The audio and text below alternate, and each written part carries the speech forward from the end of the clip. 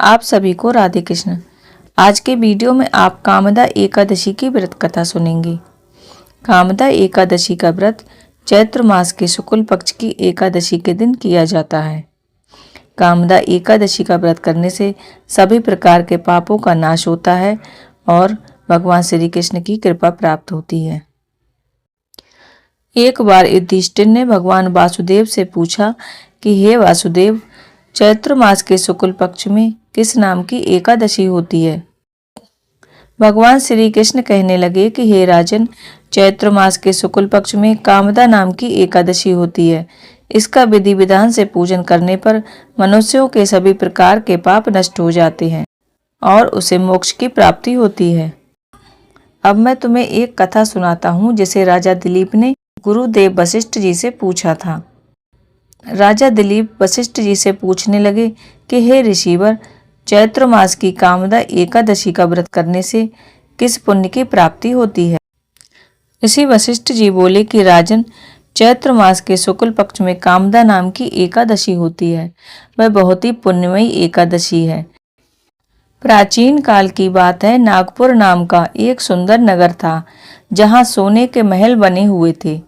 उस नगर में पुंडरीक आदि महाभयंकर नाग निवास किया करते थे। पुंडरीक नाम का नाग उन दिनों वहां राज्य करता था। गंधर्व, किन्नर और अप्सराएं उस नगरी का सेवन करती थीं। वहां एक श्रेष्ठ अप्सरा थी जिसका नाम ललिता था। उसके साथ ललित नाम वाला गंधर्व भी था। वे दोनों पति पत्नी के रूप में रहते थे। दोनों ही आपस में काम से पीड़ित रहा करते थे। ललिता के हृदय में सदा पति की ही मूर्ति बसी रहती थी और ललित के हृदय में सुंदरी ललिता का नृत्य निवास किया करता था। एक दिन की बात है, नागराज पुंडरीक राज्यसभा में बैठकर मनोरंजन कर रहे थे। उस समय ललित का गान हो रहा था, किंतु उसके साथ उसकी प्यारी ललिता नहीं थी। उसे अपनी पत्नी ललिता का स्मरण हो आया और उसके पैरों की गति रुक गई। नागों में श्रेष्ठ कारकोटक नाग को ललित के मन का संताप ज्ञात हो गया। अतः उसने राजा पुंडरीक को उसके पैरों की गति रुकने एवं गान में त्रुटि होने की बात बता दी। कारकोटक की बात सुनकर नागराज पुंडरीक की आंखें क्रोध से लाल हो गईं। उसने गाते हुए कामातुर ललित को श्राप दिया कि हे दुर्बुद्धि, तू मेरे सामने गान करते हुए भी पत्नी के वशीभूत हो गया है, इसलिए राक्षस हो जा। महाराज पुंडरीक के इतना कहते ही वह गंधर्व राक्षस हो गया। भयंकर मुख, विकराल आंखें, देखने मात्र से भय उपजाने वाला रूप, ऐसा राक्षस होकर वह कर्म का फल भोगने लगा। ललिता अपने पति का ऐसा विकराल रूप देखकर मन ही मन बहुत चिंतित रहने लगी। भारी दुख से कष्ट पाने लगी। सोचने लगी कि क्या करूं, कहाँ जाऊं, मेरे पति पाप से कष्ट पा रहे हैं। वह रोती हुई घने जंगलों में पति के पीछे पीछे घूमने लगी। वन में उसे एक सुंदर आश्रम दिखाई दिया जहाँ एक शांत मुनि बैठे हुए थे। उनका किसी भी प्राणी के साथ बैर विरोध नहीं था।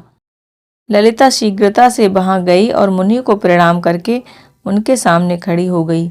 मुनि बड़े दयालु थे। उस दुखनी को देखकर वे इस प्रकार बोले, हे शोभे, तुम कौन हो, कहाँ से आई हो, मेरे सामने सच सच बताओ। ललिता ने कहा कि महामुनि, वीर धनवा नाम के एक गंधर्व हैं। मैं उन्हीं महात्मा की पुत्री हूँ। मेरा नाम ललिता है। मेरे स्वामी अपने पाप दोष के कारण राक्षस हो गए हैं। उनकी यह अवस्था मुझे देखी नहीं जाती। ब्राह्मण, इस समय मेरा जो कर्तव्य हो वह बताइए। जिस पुण्य के द्वारा मेरे पति राक्षस भाव से छुटकारा पा जाए, ऐसा उपदेश दीजिए। ऋषि बोले कि भद्रे, इस समय चैत्र मास के शुक्ल पक्ष की कामदा एकादशी तिथि है, जो सब पापों को हरने वाली और उत्तम है। तुम उसी का विधि पूर्वक व्रत करो और इस व्रत का जो पुण्य हो उसे अपने स्वामी को दे दो। पुण्य देने पर क्षण भर में ही उसके शाप का दोष दूर हो जाएगा। राजन, मुनि का यह वचन सुनकर ललिता को बड़ा हर्ष हुआ। उसने एकादशी को उपवास करके द्वादशी को ऋषि के सामने ही भगवान वासुदेव के सामने अपने पति के उद्धार के लिए यह वचन कहा, मैंने जो कामदा एकादशी का व्रत उपवास किया है, उसके पुण्य के प्रभाव से मेरा पति का राक्षस भाव दूर हो जाए। वशिष्ठ जी कहते हैं कि ललिता के इतना कहते ही उसी क्षण ललित का पाप दूर हो गया। उसने दिव्य देह को धारण कर लिया और राक्षस भाव चला गया। उसको पुनः गंधर्व शरीर की प्राप्ति हुई।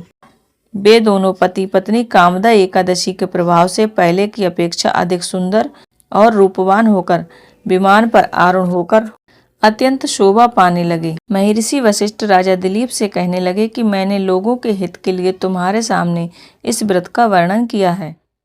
कामदा एकादशी का व्रत ब्रह्म हत्या आदि सभी पापों का नाश करके मोक्ष की प्राप्ति दिलाने वाला व्रत है। इस कथा को पढ़ने और सुनने से वाजपेयी यज्ञ का फल प्राप्त होता है। इस प्रकार कामदा एकादशी की व्रत कथा यहीं पर समाप्त होती है। अगर आप कहानी सुनते हुए यहाँ तक पहुँच गए हैं तो आप कमेंट बॉक्स में राधे कृष्ण जरूर लिखिएगा। राधे कृष्ण।